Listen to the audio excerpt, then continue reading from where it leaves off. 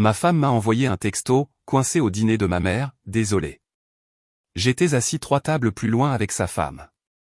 J'ai répondu, devine quoi, je suis aussi au dîner de ta mère. Retourne-toi.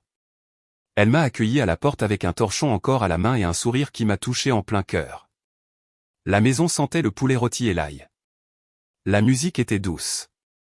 La vieille lampe au-dessus de la table de la salle à manger était allumée.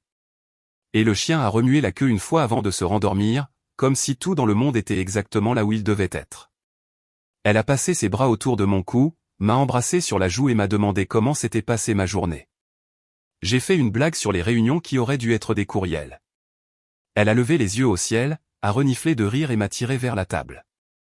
De la nourriture chaude, une voix chaleureuse, un regard chaleureux. Je ne jouais pas un rôle. J'étais à la maison. Nous avons mangé lentement. Elle m'a posé des questions sur un petit chantier avec lequel je me battais et m'a parlé d'un podcast qu'elle aimait. Elle m'a taquiné parce que j'avais mal empilé les assiettes dans le lave-vaisselle après que nous ayons fini. J'ai fait semblant d'être offensé. Elle a ri, a fait glisser la paume de sa main sur mon dos en passant derrière moi et a dit « Tu es impossible ». Cette nuit-là, je me suis endormi avec sa main posée sur ma poitrine et la fenêtre entr'ouverte sur l'air frais. Si vous m'aviez dit à ce moment-là que j'étais à un mois de changer mes serrures, j'aurais parié un dîner avec vous que vous aviez tort. 2 semaines plus tard, elle est rentrée tard avec un sourire doux et une histoire vague à propos du nouvel appartement d'une amie. C'était la première fausse note dans une longue chanson, si petite que je l'ai presque manquée. Si j'avais su où cela menait, j'aurais commencé à porter une lampe de poche plus tôt. La distance n'est pas venue comme une tempête. Elle est venue comme quelqu'un qui baisse l'intensité d'une lumière.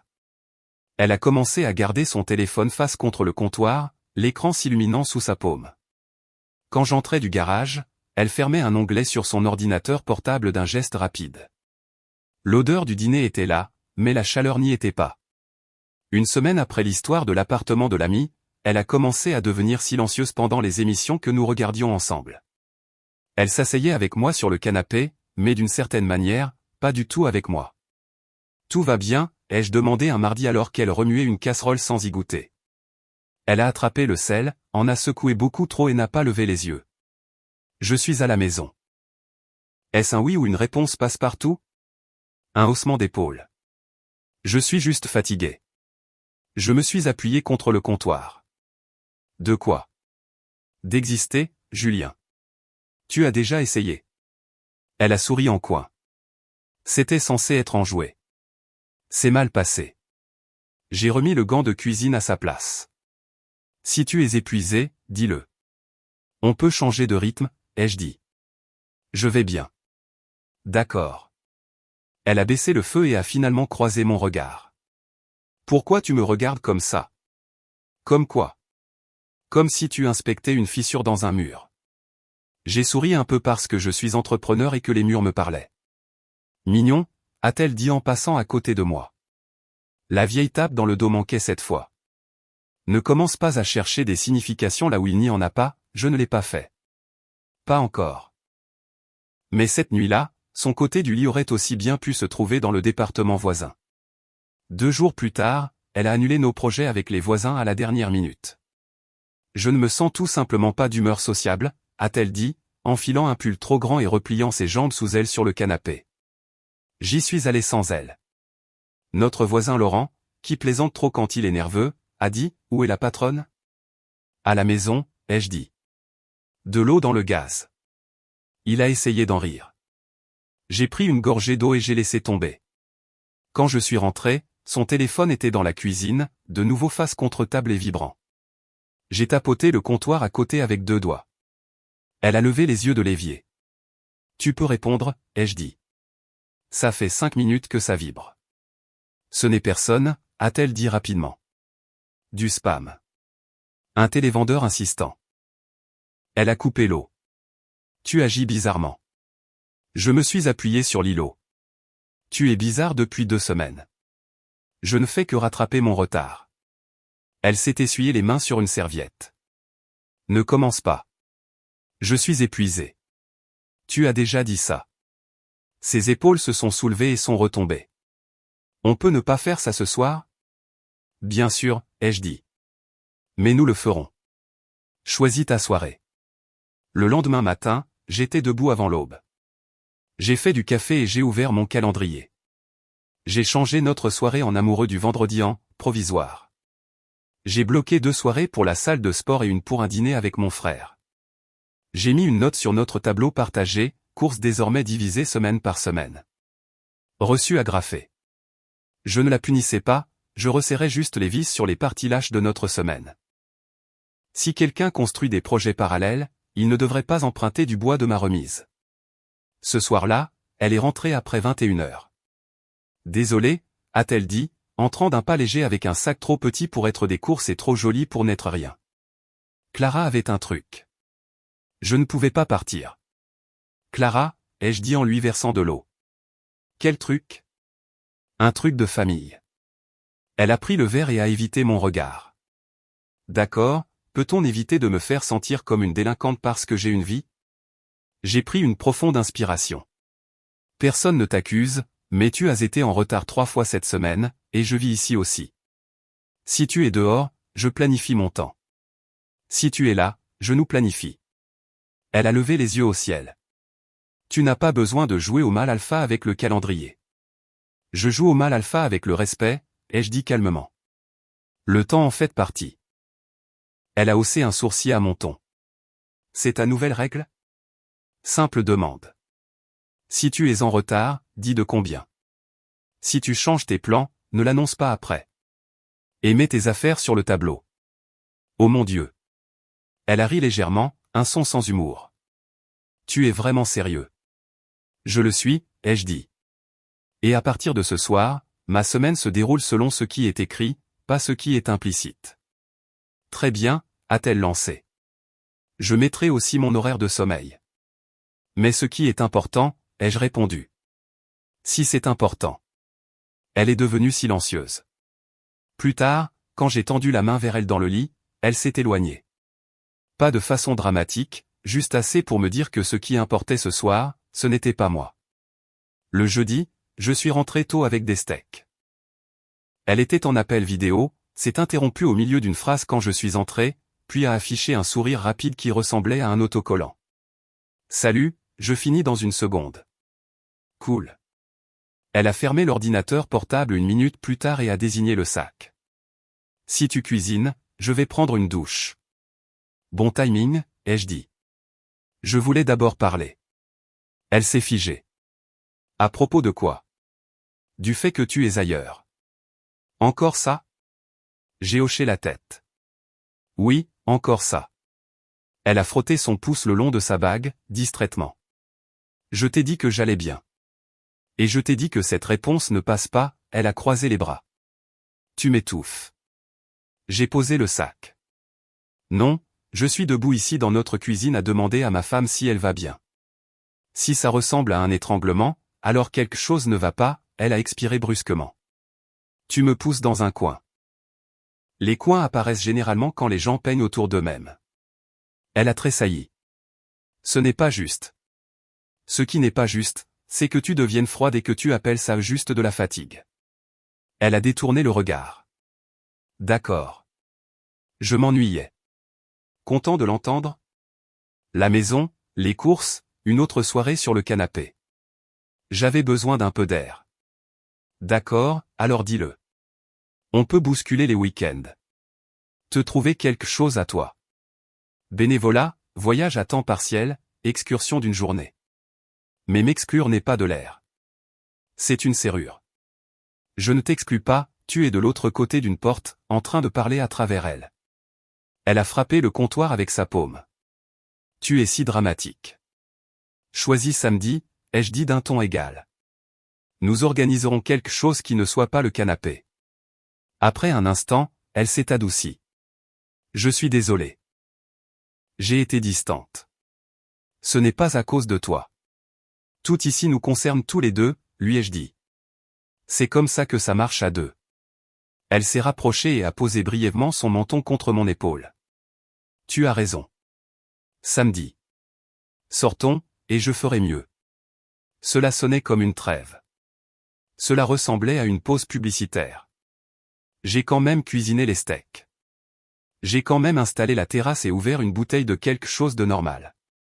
Elle s'est appuyée contre moi comme la femme que j'avais épousée et a ri d'une blague que je ne savais pas que j'avais en moi. Pour une soirée, l'intensité de la lumière est remontée. Je me suis permis de respirer.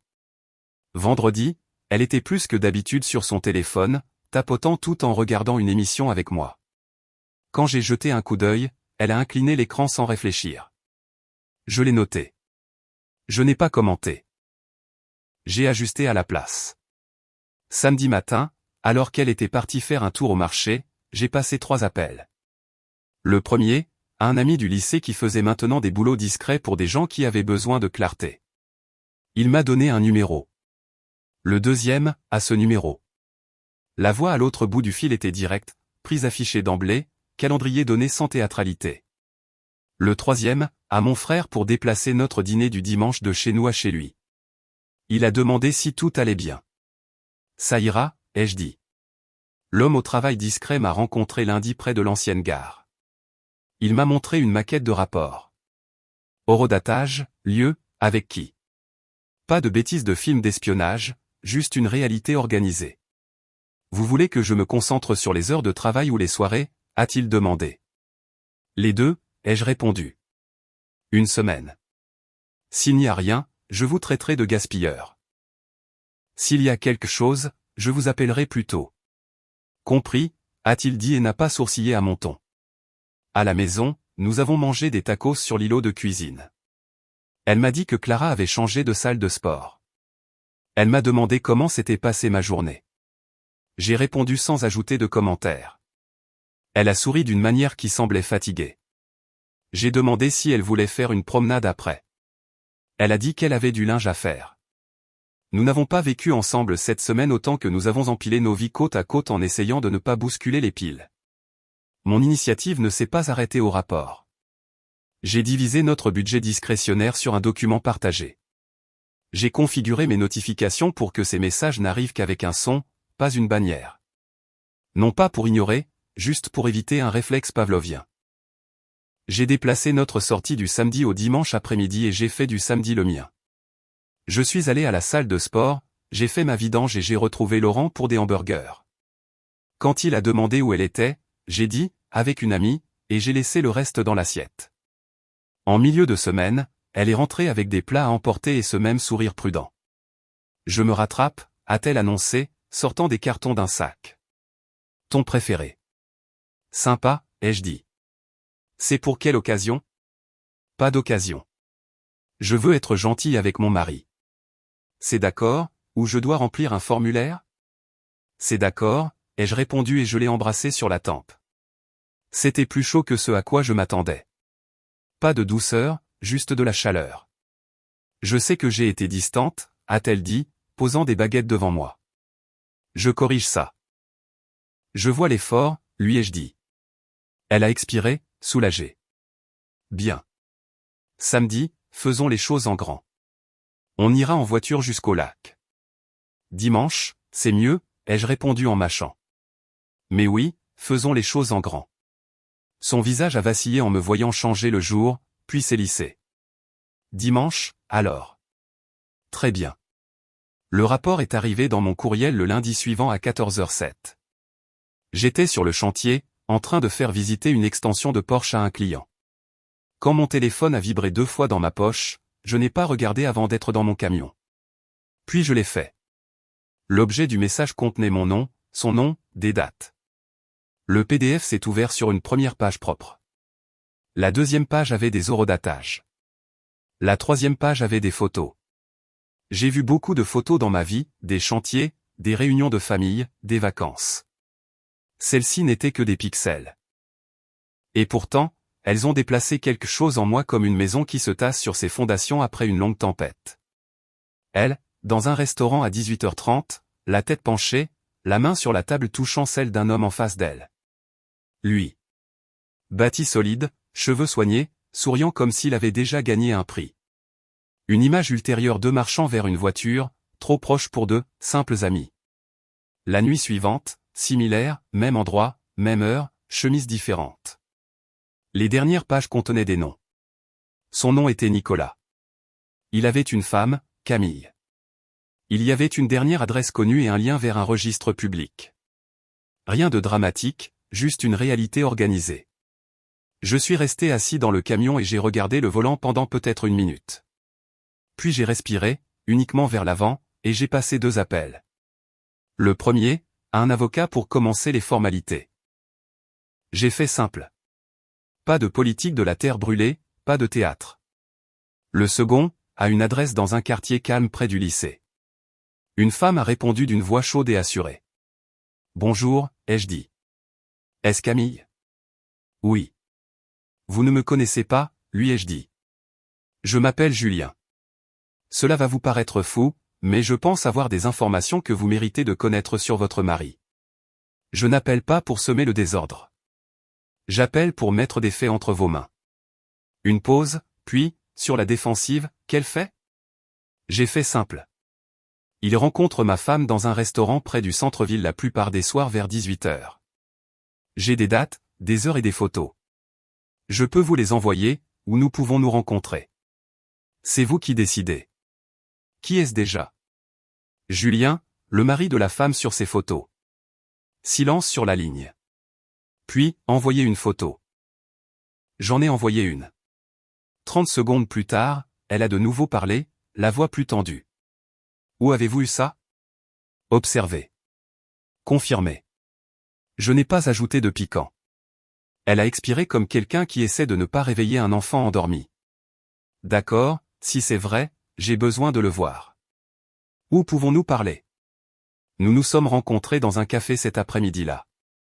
Camille avait une petite trentaine, les cheveux attachés, les yeux rouges comme si elle avait été allergique à la dernière heure. Elle n'avait pas l'air faible. Elle ressemblait à quelqu'un tenant une boîte en carton sous la pluie. Pourquoi feriez-vous ça? A-t-elle demandé sans détour. Parce que j'aimerais savoir, ai-je dit, et parce que je ne joue pas à des jeux dans ma propre maison. J'ai fait glisser les pages imprimées sur la table. Elle a balayé rapidement, a tourné la page, a ralenti, puis a posé sa paume sur la pile comme si elle l'arrêtait physiquement. Le nom de mon mari est Nicolas, a-t-elle chuchoté. Votre rapport dit, même homme. Elle a levé les yeux. L'ardoise du marché, ce restaurant, c'est celui avec le mur de briques, n'est-ce pas? Oui. Ils y vont à quelle fréquence? Assez souvent pour que votre première supposition soit la bonne. Elle a dégluti et a hoché la tête. Je ne voulais pas y croire. Sa voix s'est raffermie. Que allez-vous faire? Dans mon mariage, ai-je dit simplement, doucement, avec mes clés toujours dans ma poche. Mais avant que les formalités ne s'enclenchent, je veux boucler la boucle. Vous pouvez vous joindre à moi ou non. C'est votre choix. Boucler la boucle? Comment? Les surprendre là où ils continuent de s'apprécier. Pas de feu d'artifice, juste de la précision. On arrive, on dit bonjour, et on part. Ensuite, je change les serrures et je change de vie. Elle m'a dévisagé pendant une longue seconde comme si elle mesurait l'homme en face d'elle. Je ne sais pas si je peux lui faire face. Alors ne le faites pas, ai-je dit. Vous pouvez vous tenir à mes côtés ou rester à l'extérieur. De toute façon, la vérité demeure. Elle a hoché la tête lentement. Si nous faisons ça, nous ne leur disons pas que nous savons. Nous nous approchons quand ils sont assis là. Exactement. Elle a tapoté la table. Quand? Demain, ai-je dit. 18h. Ce sont des créatures d'habitude. Elle a jeté un coup d'œil à la fenêtre. Il va avoir une raison d'être en retard demain, a-t-elle murmuré, comme si elle narrait un film dont elle connaissait la fin. Très bien. Envoyez-moi l'adresse par texto. Je l'ai envoyée. Elle est partie avec les pages dans un dossier en manille niché sous son bras comme un dossier qu'elle cesserait enfin d'éviter. Ce soir-là, ma femme était une femme différente. Elle a fait des pâtes, a mis de la musique et est venue derrière moi pendant que j'ouvrais le courrier, glissant ses bras autour de ma taille comme elle le faisait avant. J'ai réfléchi, a-t-elle dit doucement. Je veux que nous nous retrouvions. Je sais que j'ai été ailleurs. Ce n'était pas juste. Continue, ai-je répondu, ma voix si égale que je l'ai presque admirée. Je vais être meilleur. Fini les soirées vagues. Si je vais quelque part, tu le sauras. Tu le mérites. Je me suis tourné et j'ai étudié son visage. Elle avait l'air sincère. Elle avait l'air chaleureuse. Elle ressemblait exactement à une personne qui avait trouvé un moyen d'être deux personnes et qui avait choisi laquelle présenter ce soir. D'accord, ai-je dit. Je t'entends. Elle a souri, soulagée, et s'est mise sur la pointe des pieds pour m'embrasser. Merci. Tu ne le regretteras pas, je ne fais pas dans le regret, ai-je répondu légèrement. Je fais dans les décisions. Elle a hoché la tête, prenant cela pour une promesse. Elle m'a serré plus longtemps que d'habitude avant de dormir. Quand j'ai fermé les yeux, je n'ai pas vu de patte ou de lumière de lampe. J'ai vu une table à 18h30 et deux mains se touchant sur du bois. 2 jours plus tard, le texto est arrivé. Maman m'a invité. Elle a besoin d'aide pour quelque chose. J'essaierai de rentrer tôt. J'ai laissé le dîner dans le four. J'ai répondu, dis-lui bonjour. Puis j'ai envoyé un texto à Camille. C'est l'heure. 17h. L'endroit que nous avons dit. J'ai quitté le travail à 16h15 et je me suis garé près du coin. J'ai pris place avec une vue dégagée sur leur table habituelle et j'ai commandé de l'eau. À 17h05, Camille est entrée avec un chemisier simple et un visage qui disait « Ne me cherche pas ». Elle s'est glissée sur la chaise en face de moi. J'ai l'impression que c'est une erreur, a-t-elle dit à mi-voix. Et s'ils ne viennent pas? Et si ce n'est qu'un énorme malentendu? Ils viendront, lui ai-je dit. Mais disons qu'ils ne viennent pas. On mange, on parle, et on rentre chez nous en sachant qu'on ne s'est caché de rien. À 18h30, on réévalue. Elle a expiré et a pris le menu, sans le lire. Personne ne se retrouve au même endroit à chaque fois, a-t-elle dit, essayant toujours de se dissuader. Les gens qui veulent se sentir spéciaux sont paresseux sur les détails, ai-je répondu. Ils confondent la répétition avec le confort. Elle a cligné des yeux à cela. Vous parlez toujours comme un manuel. Seulement quand j'ai fini de jouer à un jeu auquel je n'ai pas participé. Un serveur est venu prendre notre commande. Le restaurant était à moitié plein de couples après le travail et de quelques familles. À 17h45, un homme familier est entré, a balayé la salle du regard et a choisi leur table habituelle. Nicolas. Il n'avait pas l'air d'un méchant. Il ressemblait à un gars qui aimait les routines et pensait qu'il était celui qui les avait construites. Les mains de Camille se sont crispées. D'accord, a-t-elle chuchoté. Alors, c'est vrai.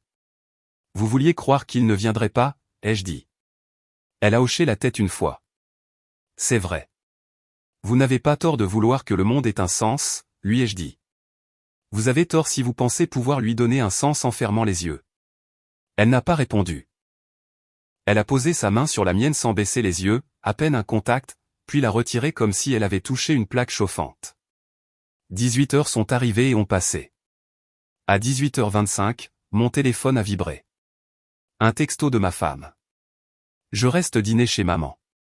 Ça fait un moment qu'on n'a pas passé de temps ensemble, et elle veut me remercier de l'avoir aidé. J'ai tourné l'écran pour que Camille puisse le lire. Elle a eu un petit sourire amer. J'ai tapé, tu ne vas pas le croire, mais je suis aussi au dîner de ta mère. Retourne-toi. Cela a pris 10 secondes qui ont semblé durer une chanson entière. De l'autre côté de la salle, le téléphone de ma femme est tombé de sa main sur la table. Elle s'est tournée sur sa chaise vers le bar, les yeux scrutants. J'étais déjà debout. Camille s'est levée avec moi. Nous avons traversé l'espace sans nous presser. Les gens ne se précipitent pas quand ils possèdent la vérité. Nicolas nous a vus en premier. Son visage s'est crispé puis s'est affaissé, comme un homme réalisant qu'il avait mis la voiture en marche arrière au lieu de marche avant. Ma femme a pâli une fois, puis une autre. Salut, ai-je dit à eux deux d'un ton que j'utilise avec les clients lorsqu'une facture est simple. Endroit confortable. La bouche de ma femme a bougé en premier. Julien, ce n'est pas, arrête, lui ai-je dit calmement. Demande-toi si tu achèterais ce que tu es sur le point de vendre. Elle a fermé brièvement les yeux. Camille, non. Elle a regardé droit vers Nicolas. Qui est-elle pour toi? Il a essayé quelque chose à mi-chemin entre un rire et une toux. Camille, je te l'ai dit, c'est une cliente. Nous étions juste, je l'ai interrompu d'un petit geste vers la table. Cliente qui se fait tenir la main. C'est un forfait premium. Les gens regardaient maintenant. Les téléphones n'étaient pas encore sortis, mais l'attention y était. Un serveur planait. Le directeur jetait un coup d'œil depuis le pupitre d'accueil. Ce n'était pas bruyant. C'était concentré. Ma femme a attrapé mon poignet. Je n'ai pas bougé. Julien, s'il te plaît, pouvons-nous aller dehors et parler? A-t-elle demandé. Parler de quoi? Ai-je demandé. De la recette? Elle a commencé à pleurer quand elle a vu que le sarcasme ne plierait pas la situation. Je suis désolé, a-t-elle dit, s'efforçant de respirer. J'ai tout gâché. Je me suis perdu. Je peux arranger ça. Non, ai-je répondu. Tu ne peux pas réparer ce que tu as cassé. Et que tu as continué à casser en appelant ça d'être fatigué. Nicolas a essayé de se redresser. Et mec, tu n'as pas à, je l'ai regardé comme on regarde un clou qu'on ne va pas utiliser. Assieds-toi. Finis ton dîner avec mon ex-femme. Ex? A-t-il répété, feignant de rire comme si nous plaisantions. Effectif demain matin, ai-je dit. J'ai commencé le processus lundi. J'agis vite quand le respect est en jeu, la voix de Camille a percé, plus vive maintenant. Nicolas, c'est fini. Fais une valise ce soir. Ne rentre pas à la maison avant que je ne fixe une heure, et ne touche pas à mes affaires. Il a cligné des yeux vers elle comme si elle avait parlé une langue qu'il n'avait jamais entendue. Camille, tu m'as entendu, a-t-elle dit. Et pendant une seconde, j'ai vu en elle la même ligne claire que j'ai en moi. Des décisions. Le directeur s'est approché, s'excusant doucement, nous demandant de régler ça dehors si ça devait continuer. Ce n'était pas le cas. J'en avais déjà assez dit. Je me suis tourné vers ma femme. C'est moi qui quitte la table, lui ai-je dit. Tu peux garder l'addition. Elle a de nouveau tendu la main, désespérée maintenant. Je t'aime. J'ai secoué la tête une fois. Tu aimes la version de moi qui ne vérifiait pas l'addition. Un couple à une table voisine a légèrement halté comme si c'était un film. Je ne me sentais pas comme une star. Je me sentais comme un entrepreneur qui clôture un chantier. Dehors, Camille se tenait là, la poitrine haletante, le visage fermé. Elle m'a regardé, puis a regardé au-delà de moi, puis de nouveau vers moi. Je n'arrive pas à croire que je viens de faire ça. Vous n'avez rien fait de mal, ai-je dit. Vous avez répondu à des faits. Je me sens quand même. Elle ne trouvait pas le mot. Elle n'en avait pas besoin. Vous avez le droit de ressentir n'importe quoi, ai-je dit. Mais vous n'êtes pas obligé de continuer à entretenir un mensonge. Nous sommes allés en voiture chez moi parce que, sans surprise, elle ne voulait pas rentrer là où sa veste pouvait encore être sur la chaise. Je me suis arrêté à la quincaillerie qui reste ouverte tard, j'ai pris un nouveau jeu de serrure et je l'ai changé en 10 minutes chrono. Elle a regardé, à moitié hébétée. Vous faites ça souvent, a-t-elle demandé, essayant de plaisanter pour alléger l'atmosphère. Seulement quand une porte doit décider qui elle laisse entrer. Nous nous sommes assis à ma table de cuisine avec 2 verres d'eau. Les émotions ont coulé à flot pendant un moment. Puis elles se sont taries. Quand les mots se sont épuisés, nous sommes restés avec le silence, et ça ne faisait pas mal. Vers 1h du matin, j'ai préparé la chambre d'Amy et lui ai dit qu'elle était à elle aussi longtemps qu'elle le voudrait. Elle m'a regardé comme si je lui avais donné une bouée de sauvetage, puis a essayé de la refuser par habitude. C'est d'accord de dire oui, lui ai-je dit. Personne ne tient les comptes. Elle a hoché la tête. Merci. Nous avons parlé jusqu'à ce que le ciel devienne gris. Pas de n'importe quoi d'autre. Elle était drôle quand elle ne gardait pas son périmètre. Intelligente, vive, sans patience pour le superflu. À un moment donné, j'ai dit, je ne sais pas pourquoi un homme irait chercher autre chose quand il vous avait. Elle a souri sans trouver ça drôle. Je ne sais pas pourquoi une femme irait chercher autre chose quand elle vous avait. Nous nous sommes regardés trop longtemps. La pièce n'a pas vacillé. Elle s'est juste réchauffée. Puis nous avons tous les deux détourné le regard et laissé le moment passer parce que toute étincelle ne signifie pas un incendie, et nous avions des règles maintenant, même si nous ne les avions pas dites à voix haute. Je me suis réveillé vers 5h du soir à l'odeur d'œufs et de café. Elle avait trouvé une poêle, compris le fonctionnement de ma vieille machine et dressé 2 assiettes comme si nous étions des colocataires qui faisaient ça depuis des années. Petit déjeuner tardif, a-t-elle dit, amusée. Techniquement, le dîner me convient, ai-je dit. J'ai jeté un coup d'œil à mon téléphone. Appels manqués, trop nombreux, et des messages empilés comme des briques. Des promesses. Des supplications. Des explications. J'ai bloqué le numéro, coupé le son et mis le téléphone dans un tiroir. Tu ne vas pas répondre, a demandé Camille, voulant dire tout ça. J'ai déjà répondu, ai-je dit. Hier soir. Nous avons mangé. Je lui ai dit que je n'étais pas rassasié. Elle a souri en coin. Est-ce une blague sur l'appétit, ou tu cherches juste un autre repas? C'est une invitation, ai-je dit. Il y a un endroit de l'autre côté de la ville qui mérite vraiment d'être appelé le meilleur, si tu n'en as pas marre des restaurants. Est-ce un rendez-vous, a-t-elle dit, enjouée pour la première fois depuis que je l'avais rencontré. Si tu n'es pas contre. Elle a ri. N'importe où sauf ce restaurant au mur de briques. Marché conclu, ai-je dit.